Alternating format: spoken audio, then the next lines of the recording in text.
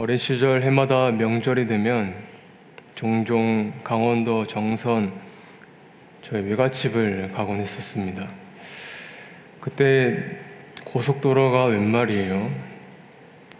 산비탈길을 굽이굽이 멀미하면서 3시간, 4시간 차를 타고 가는데 도착을 하면 정선 제일교회가 있었고 그 바로 옆에 교회 건물과 사택이 붙어 있었습니다. 지금도 기억이 생생히 나는 게 2층에 있는 예배당으로 올라가게 되면 그 특유의 오래된 교회 냄새가 있습니다. 그리고 아주 차분한 공기가 느껴집니다. 주일이 되면 굉장히 엄숙하고 경건하게 늘 예배가 진행되었습니다. 저희 외조부께서는 정말 눈물이 없는 목회자셨거든요. 물론 성향이 크게 작용하셨겠지만 그때 당시 말하자면 1960년대 교회 지도자는 공적인 자리에서 개인적인 감정을 드러내는 것을 삼가야 했습니다. 울음이나 분노보다는 차분하고 질서 있는 권위자의 이 모습을 보이는 것이 바로 지도력의 표지였죠. 이런 문화 속에서 성도들 역시 그 지도자의 모습을 따라 감정을 절제하는 것이 성숙한 신앙의 길로 배워왔습니다. 그래서 대한민국의 기독교 역사를 보면 개혁교회 전통에서 이 예배라는 것은 경건, 엄숙, 질서 있게 드리는 것을 미덕으로 삼으면서 감정적인 표현은 위험하거나 미성숙한 신앙으로 간주되는 경우가 많았다고 합니다. 그도 그럴 것이 조선 땅의 이 유교 전통 속에서 감정의 절제, 체면 유지가 미덕으로 여겨졌던 때에 복음이 처음 들어왔었고 이 문화적 배경이 기독교 전통과 결합되면서 과거 한국 교회에서는 감정은 드러내지 말고 삼켜야 된다라는 분위기가 매우 강하였습니다. 물론 지금은 많이 바뀌었죠. 그러나 여전히 그 관념의 흔적이 우리의 일상생활을 넘어서 신앙생활에서도 남아있는 것을 우리는 보게 됩니다. 우리가 신앙생활을 하는 것이 어떨 때는 유교적으로 할 때가 있는 거예요. 어쨌건 내 감정을 억눌러야 되고 동요하면 안 되고 잘 표현하면 안 되는 것이 은연중에 우리 안에 관념화될 때가 있습니다. 좋은 감정은 잘 드러나요. 좋으니까요. 그런데 반대로 슬픔이나 낭망이나 이러한 감정은 드러내는 것을 미성숙으로 간주하고 삼키게 됩니다. 여러분, 성경이 말하는 이 감정의 자리는 숨기고 삼키는 것이 아니라 사실 드러내는 것입니다. 시편의 많은 부분이 탄식시로 이루어져 있습니다. 하나님 앞에 나의 모든 감정을 있는 그대로 표출하며 호소하는 겁니다. 왜요? 그분은 우리의 아버지가 되시거든요. 우리는 그분의 자녀이거든요. 그래서 즉 하나님 앞에 정직한 이 정서 표출은 굉장히 성경적인 것입니다. 예수님도 마찬가지시죠. 나사렛 무덤 앞에서 예수께서 눈물을 흘리시더라. 주님 자신이 이 공적인 자리에서 감정을 드러내십니다. 그런데 어떤 분은 또 이렇게 말씀을 하세요. 성령의 열매 중 절제라는 게 있지 않습니까? 그걸 감정의 절제로 오해하시는 경우가 있는데 사실 절제는 억압의 뜻이 아니에요. 갈라디아서 5장의 절제와 야고보서 1장 9절에 노하기를 더디하라 라는 것은 감정의 부정이 아니라 지혜로운 조절을 촉구하는 말씀인 겁니다. 그러니까 우리 안에 있는 이 감정은 어떤 신앙의 적이 아니라 하나님께 올려드릴 진실의 언어인 겁니다. 기쁨의 찬양이 있는 것처럼 애통하는 뜨거운 눈물도 기도가 되고 슬픔의 떨림도 예배가 되는 것입니다. 그래서 왜 네가 그리스도인데 우울해해? 우울해할 수 있죠.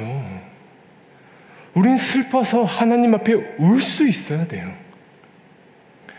그런데 그리스도인들이 이 부분이 너무나 취약해요. 왜냐하면 다른 사람이 나에게 뭐라 하기 이전에 내 속에서 이 관념적으로 이상화된 이 모습 때문에 내가 내 스스로를 정죄하기 때문입니다. 내 마음속에서 절망이 일어나요. 불안하고 우울한 마음이 들어요. 그러면 어떤 결론부터 내리냐면 내 믿음이 약해졌구나. 신앙이 없는 건가? 스스로를 정죄한다고요. 어떤 분은 분명 그 안에 우울증이 있는데도 병원에 가는 것을 죄스러워해서 안 가는 경우를 보았습니다. 이 마음의 문제를 병원에서 해결하면 안 된다. 하나님께 기도하면서 해결해야 된다. 그런 게 어디 있어요. 필요하면 가야죠. 상담을 받고 약을 먹어야죠. 의학도 하나님이 주신 은총의 산물인데요.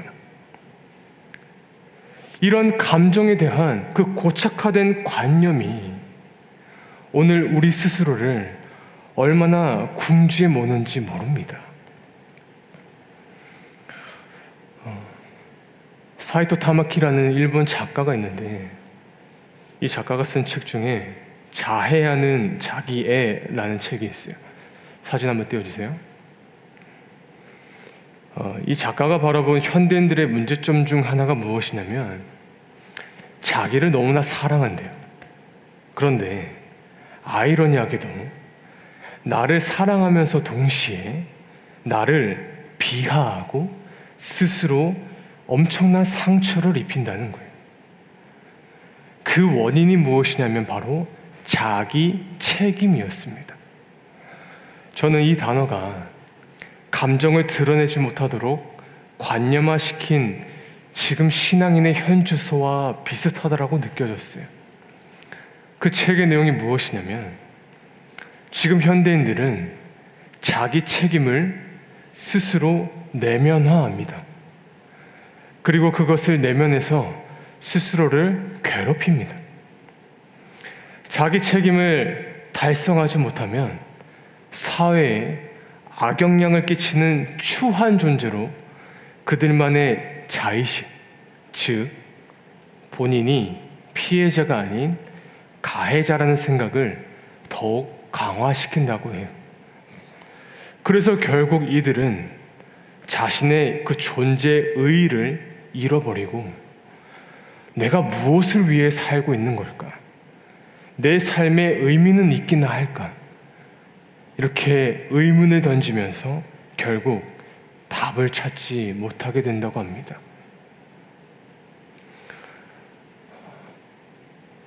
여러분, 우리의 마음에서 요동치고 있는 수많은 이 감정에 대해서 신앙인이 하는 신앙의 역할이 무엇일까요? 믿음이라는 것이 우리의 내면 속에 있는 절망, 우울, 불안에 대해서 무엇을 도대체 해줄 수 있을까요? 오늘 그것을 말씀을 통해 확인하고자 합니다. 커다란 감정의 파도가 닥쳐올 때가 있습니다. 아무것도 못할 것 같은 무기력함에 빠질 때가 있습니다. 그런데 오늘 먼저 우리가 기억해야 될 첫 번째는 성경은 우리의 그런 감정에 대해서 정죄하고 있지 않다는 것입니다. 그런 감정이 우리에게 찾아온다는 것을 비난하고 있지 않다는 거예요. 오늘 시인이 그러하였습니다. 5절 말씀입니다. 같이 읽겠습니다. 내 영혼아, 내가 어찌하여 낙심하며 어찌하여 내 속에서 불안해하는가? 너는 하나님께 소망을 두라. 그가 나타나 도우심으로 말미암아 내가 여전히 찬송하리로다. 오늘 본문에서 가장 먼저 낙심하였다라고 하고요. 불안해하였다라고 말합니다. 낙심하였다. 이 말의 원어적 뜻은 완전히 녹아내렸다라는 뜻이에요. 더 이상 아무것도 할 수 없을 정도로 내 마음이 녹아내린 거예요.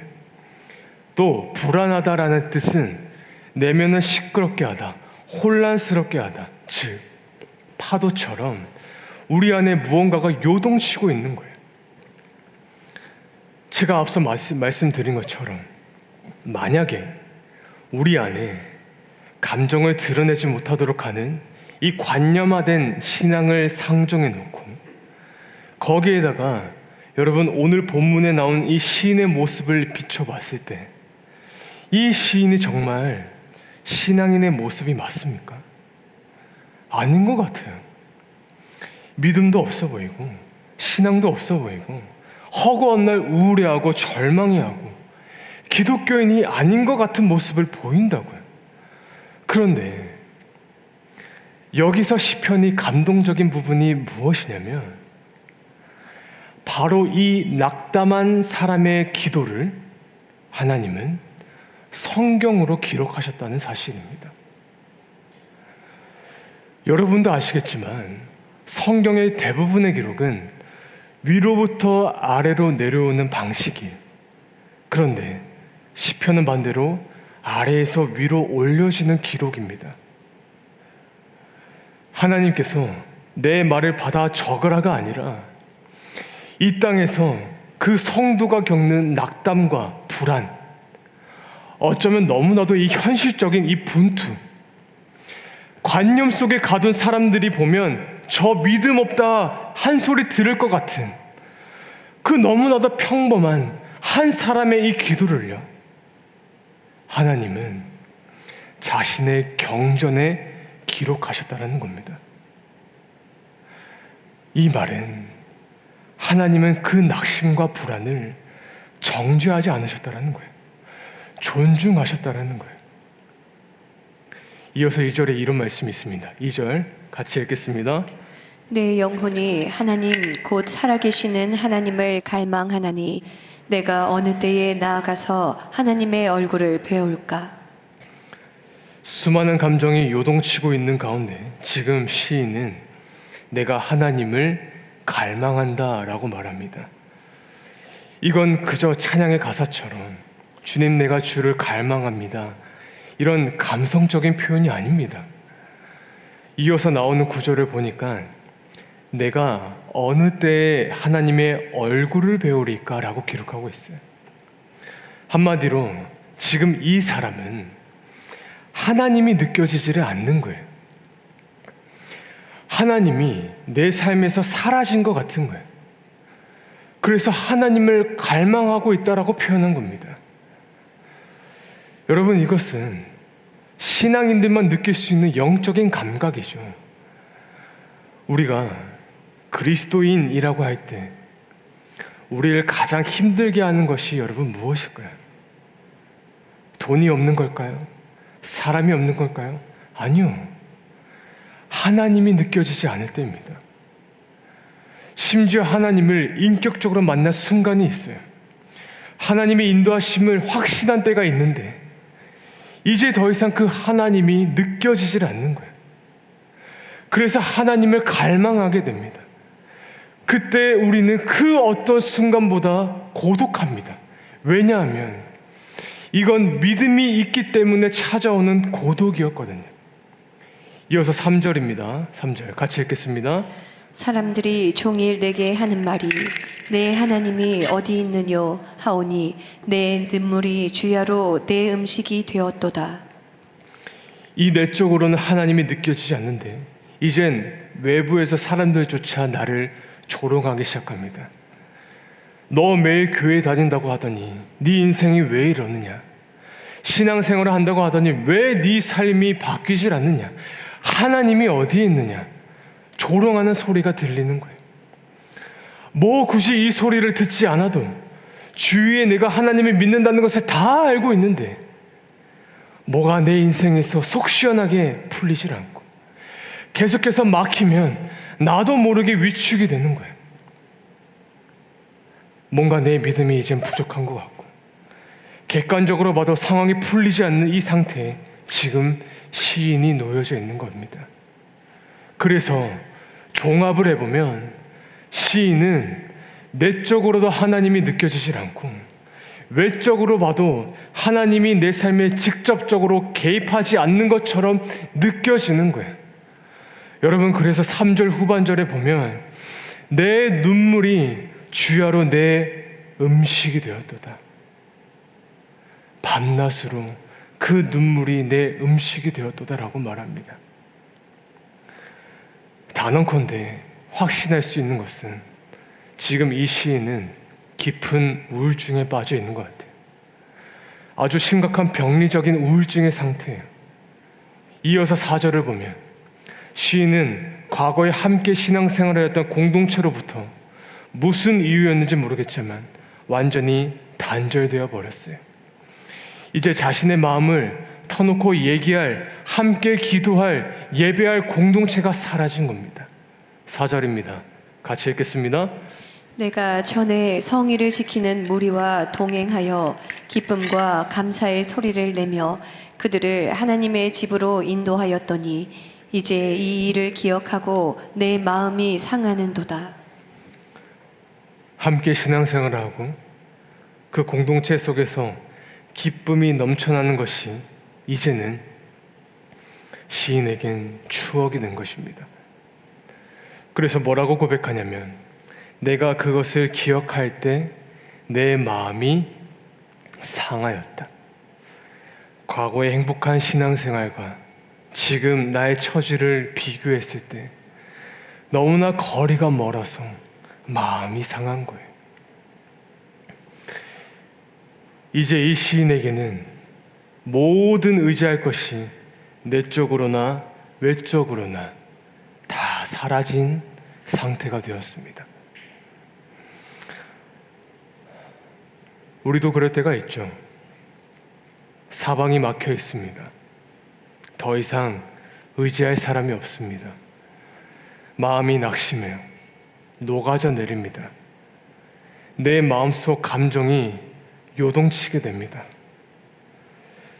이런 상황이 다가왔을 때 여러분, 우리는 어떻게 해야 될까요? 서두에도 말씀드렸지만 가장 먼저는 그 감정을 인정해야 되는 거예요. 하나님이 우리의 감정을 얼마나 존중하시는데요. 그걸 놓고 더 이상 스스로를 믿음이 약하다라고 정죄하지 마시라고요. 그리고 나서 성경은 우리에게 한 가지의 방향을 오늘 제시하십니다. 그게 무엇이냐면 이런 우울한 감정, 절망적인 상황 가운데 놓였을 때 성경은 그 감정을 해결하는 데 초점을 두지 말고 그 초점을 다른 곳으로 옮겨 소망을 바라보게 합니다. 그러니까 하나님은 지금 이 사람이 다시 감정이 차분해지고 기분이 좋아지는 것에 관심을 갖고 계시지 않다는 거예요. 왜냐하면 그 감정이 사라지는 것은 일시적인 것이기 때문에 좀 우울한 감정이 나아지는 것은 잠시예요. 언제 또 다시 찾아올 수 있다고요. 그래서 하나님은 우리의 감정을 존중하시긴 하지만 그렇다고 우리의 감정을 뒤치다꺼리 하시는 분도 아니라는 거예요. 왜냐하면 그분은 우리에게 지금 가장 필요한 그것을 주길 원하시기 때문입니다. 그게 바로 소망이에요. 그래서 오늘 시인은 내 상황이 외적으로나 내적으로나 절망적이기 때문에 이렇게 표현을 합니다. 주님, 내가 주를 갈급해야 합니다. 주님, 내 속에 이런 일들이 요동치고 있기 때문에 하나님, 내가 당신이 너무나 필요한 상황입니다. 시인은 자신의 문제를 해결하기 앞서 하나님의 소망을 갈망하고 있었습니다. 1절입니다. 같이 읽겠습니다. 하나님이여, 사슴이 시냇물을 찾기에 갈급함 같이 내 영혼이 주를 찾기에 갈급하니이다. 내 영혼이 주를 찾기에 갈급하나이다. 여러분, 이 구절이 얼마나 익숙하세요? 우리가 자주 부르는 찬양에도 목마른 사슴이 시냇물을 찾아 헤매이듯이 내 영혼 주를 찾기에 갈급하나이다. 그런데 이 갈급함이 단지 은혜를 갈급하는 단어가 사실 아니라는 거예요. 얼마나 큰 무게감을 갖고 있냐면, 이 갈급은 더 이상 내려갈 곳이 없는 저 밑바닥, 그 절망 속에서 터져나온 고백이었어요. 그래서 이 갈급이라는 단어가 내가 무엇을 욕망하다라는 뜻으로 쓰여졌어요. 아주 원색적인 욕구를 드러내는 말이에요. 이스라엘 땅은 건기와 우기가 있습니다. 그 건기에 시냇물이 다 말랐어요. 사슴이 물을 찾아 몇 날 며칠을 헤맸는데 결국 찾지를 못했어요. 목구멍이 말라 붙을 것 같아요.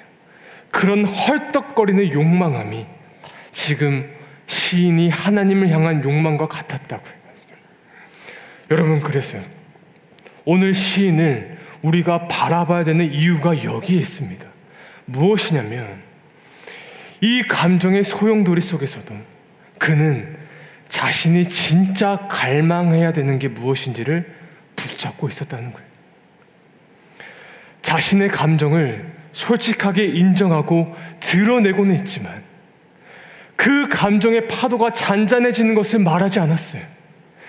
그리고 그 파도에 올라타 같이 요동치지도 않았어요. 오히려 요동치는 그 파도 속에서 그는 흔들리지 않는 그 진리에 자기를 붙들어 매고 있었습니다. 그 진리가 무엇입니까? 하나님을 갈망하는 거예요. 하나님께 소망을 두는 거예요. 5절 말씀 다시 한번 읽도록 하겠습니다. 내 영혼아, 내가 어찌하여 낙심하며 어찌하여 내 속에서 불안해하는가? 너는 하나님께 소망을 두라. 그가 나타나 도우심으로 말미암아 내가 여전히 찬송하리로다. 이 말씀이 굉장히 진귀한 장면인데 마틴 로이드 존스 목사님이 이 장면을 지금 시인이 자기 자신에게 설교를 하고 있다라고 표현을 했습니다. 여전히 이 안에서 수많은 감정들이 요동치고 있습니다. 주야로 눈물이 음식이 된 것처럼 여전히 깊은 우울 속에 있어요. 그러나 자신의 영혼에 대해서는 지금 스스로 이렇게 선포하는 거예요. 내 영혼아, 내가 어찌하여 낙심하며 어찌하여 내 속에서 불안해하는가? 너는 하나님께 소망을 두라. 지금 집중해야 되는 것은 내 감정이 어떠한가가 아니라 하나님께 소망을 두는 것이다. 이것을 자신의 영혼에게 스스로 선포하고 있는 겁니다. 여러분, 그래서 이 진리의 말씀을 내 영혼에게 선포하는 것은 여러분의 감정이 괜찮아지는 그 문제와는 별개라는 사실을 여러분 기억하셔야 됩니다. 하나님께 소망을 두십시오. 그 말씀을 여러분의 영혼에게 스스로 선포하십시오. 그러면 우울감이 사라질 겁니다. 그러면 요동치는 감정이 잠잠해질 겁니다. 아닙니다. 이건 감정의 해결과는 다른 문제입니다. 그래서 저에게 목사님, 이렇게 선포하면 제 마음이 나아지나요? 저는 그렇다고 대답할 수가 없어요. 그러나 진리 안에서 확신할 수 있는 한 가지는 이 폭풍 같은 감정의 소용돌이 속에서 나에게 선포하는 이 말씀이 여러분의 영혼이 완전히 낙담해 버리는 것을 붙잡아주는 소망이 된다는 것입니다. 그러니 여러분 스스로 여러분에게 선포하셔야 됩니다. 여러분 스스로에게 여러분도 설교를 하셔야 됩니다. 내 영혼아, 내가 어찌하여 낭망하며 어찌하여 내 속에서 불안해하는가? 너는 하나님께 소망을 두라. 그가 나타나 도우심으로 말미암아 내가 여전히 그를 찬송하리로다. 우리가 이 선포를 할 때 우리의 영혼이 낙심하지 않고 붙들려 있는 것입니다.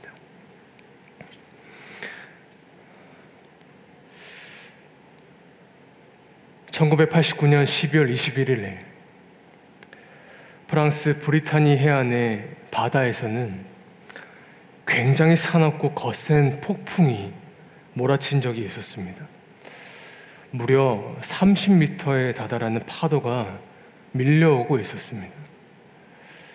그때 기샤르드진이라는 사진작가가 헬리콥터를 타고 그 험한 바다 위를 떠다다니면서 작은 암초 위에 서 있는 등대를 찍고 있었어요. 위험을 무릅쓰고 자연의 그 광활한 광경을 셔터에 남기고 싶었는데 그날 그 등대 안에 등대지기 한 사람이 있었던 거예요. 카메라를 들고 있었던 순간에 그 등대 문 앞에는 등대지기가 구조를 기다리며 나와 있었어요. 하지만 곧 거대한 파도가 몰려오는 것을 보고 다시 문 안으로 들어갑니다. 작가가 바로 그 순간을 카메라에 탁 담은 거예요. 바로 이 사진입니다. 1991년 세계 사진대회에서 자연 부분에서 2등을 수상한 사진이었어요. 사진을 보면 아주 등대 그 문 앞에 작은 사람이 서 있죠. 놀라운 것은 그 안에 있던 이 등대지기의 표정이 예상했던 것과는 다르게 굉장히 평온했다라는 겁니다. 물론 두려움이라는 감정은 그 안에 있었겠죠. 겁이 났을 겁니다. 그러나 수없이 파도는 등대를 삼킬 듯 덮치지만 그 안에 등대는 무너지지 않는다는 믿음이 있었기 때문에 그는 자신의 생명을 포기하지 않고 평온하게 기다리며 그곳에서 구출할 수 있었다고 해요. 오늘 여러분의 감정이 해결되지 않을 수 있어요. 여러분의 그 감정 가운데 여전히 불안함이 공존할 수 있어요. 그러나 이 말씀이 내 영혼에 선포될 때 너는 하나님께 소망을 두라. 이것은 파도에 휩쓸리는 것이 아니라 파도가 지나 쓸려 나갈 때까지 내가 서 있는 그 자리에 버틸 수 있는 힘이 된다고요. 중요한 것은 그 소망이 오늘 저와 여러분 안에 있습니다. 그 소망은 아직 일어나지 않는 막연한 미래가 아닙니다.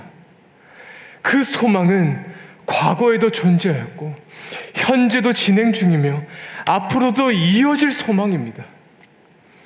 여러분의 영혼의 안전함, 하나님이 우리를 버리시지 않는다는 것, 우리의 삶 가운데 개입하셔서 나와 내 자녀와 우리의 가정과 이 교회를 향한 하나님의 손길이 끊어지지 않을 거란 이 소망은 예수 그리스도가 십자가에서 우리를 위해 죽으시고 부활하시면서 다시금 확정되었습니다.